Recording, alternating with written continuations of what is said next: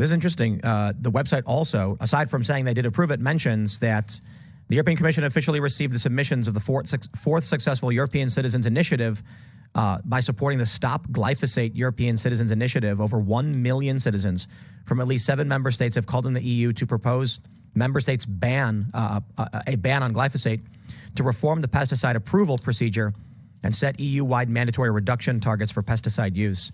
I guess my question then is, it's interesting. When I pull up the wiki, not like Wikipedia is the greatest source or anything like that, it just says it kills weeds. At some point, they decided instead of killing weeds that they were going to use it as a desiccant to prepare crops. Is that what happened? Absolutely. It seems strange. This is what I've heard from a lot of people, that basically it dries out the plants.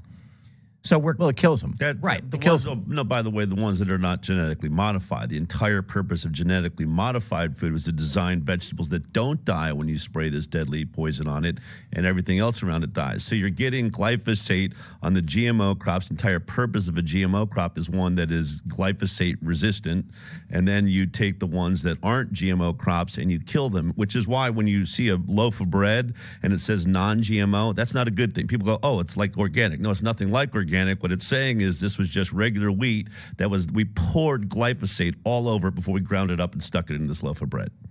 So people need to recognize that non-GMO, sure, the crop wasn't designed to be Roundup resistant.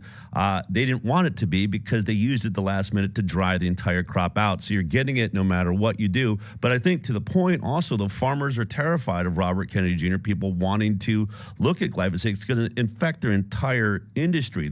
This is what they've gotten used to as modern farming. And now we've got to figure out, how do we move them back into regenerative farming, organic farming? Do they want to retrain? I mean, all of those things. This is what they know as farming. They have, GMO seeds that are, ready for the glyphosate to be poured all over them. Or, I mean, the entire, Monsanto has made the entire farming system based around their product. And they've got all farmers, I would say, hooked on it. It's not their fault. It's just what modern farming was going to be, until now we're waking up and say, wait a minute, it's killing us. Even the vegetables are bad for us. Well, so real quick, I guess I would call it the mainstream statement or view on glyphosate is that it is a misinformation campaign, that glyphosate causes autism or cancers. There's an article from Science-Based Medicine saying that Stephanie Seneff, a computer scientist at MIT who thinks that gives her sufficient expertise in epidemiology to do studies in it, among her wider claims that glyphosate, GMOs, and other modern lifestyle factors are responsible for the recent increase in concussions. She's long been claiming glyphosate causes autism. Perhaps my favorite claim of hers is that by 2025, half of all children will be autistic. Truly, Seneff is a master of inappropriately confusing correlation with causation. This is an op-ed. I find it interesting, but it is this is really strange. It's an opinion piece by David Gorski, but it is cited as a factual article by Wikipedia in the misinformation campaigns. It says, glyphosate has become a focus of campaigning and misinformation by anti-GMO activists because of its association with genetically modified glyphosate-resistant crops.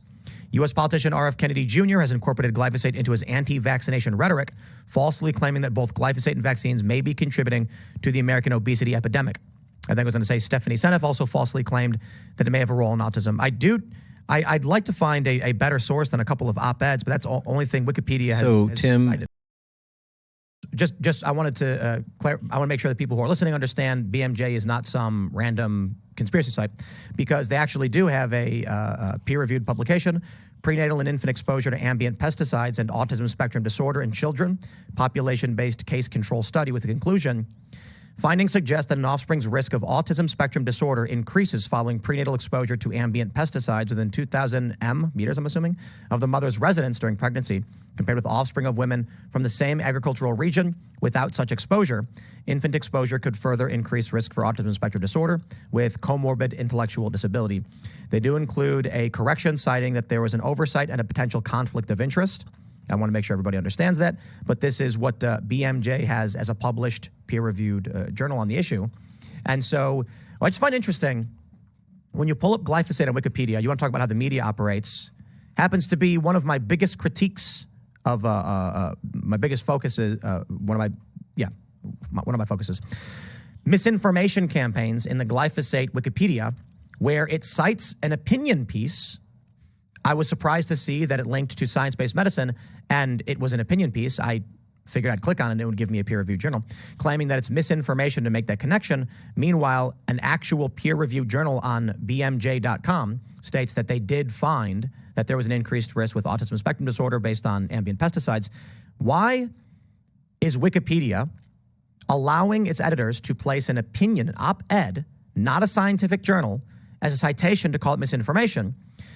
Meanwhile, BMJ actually has a study which says, you actually found this.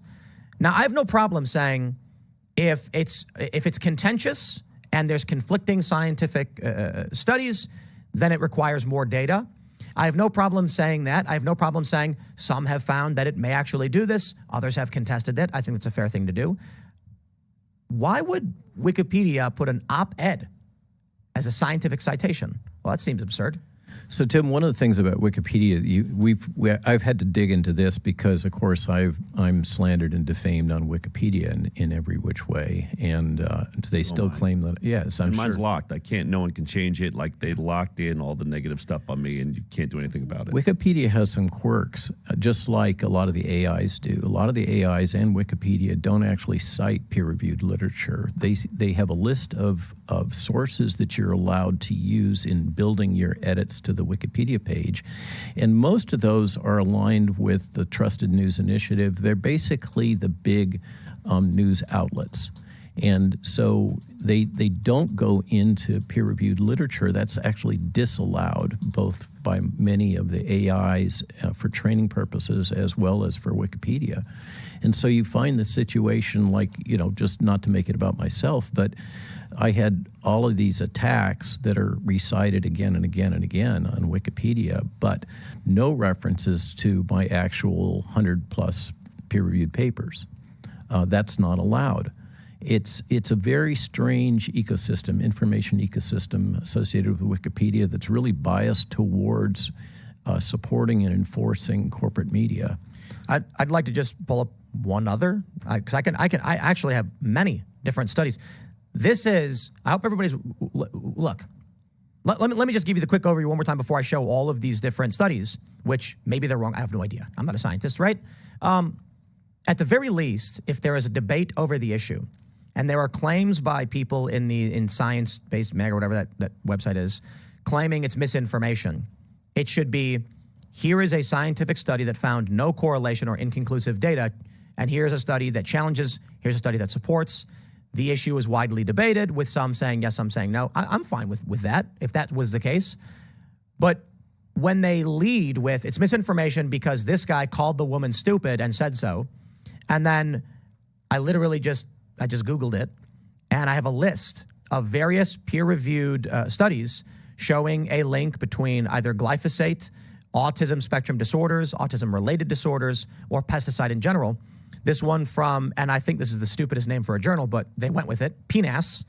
So it's the